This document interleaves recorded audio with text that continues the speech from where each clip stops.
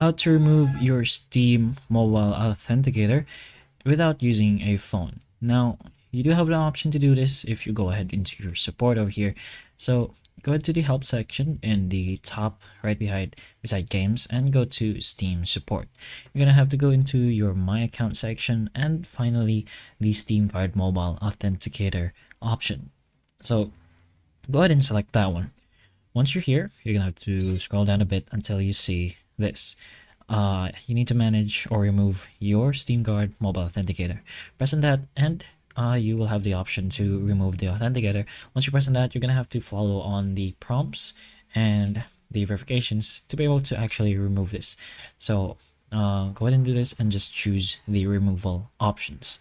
So maybe you wanna remove your Steam Guard Mobile Authenticator using the Steam Mobile app, or you no longer have access to your Steam Guard Mobile Authenticator. So choose whatever option that suits you, and you should eventually be able to remove your Steam Mobile Authenticator without a phone. So hopefully the information of this video can help you, and if it can, please like and subscribe for more videos like this, and that's all.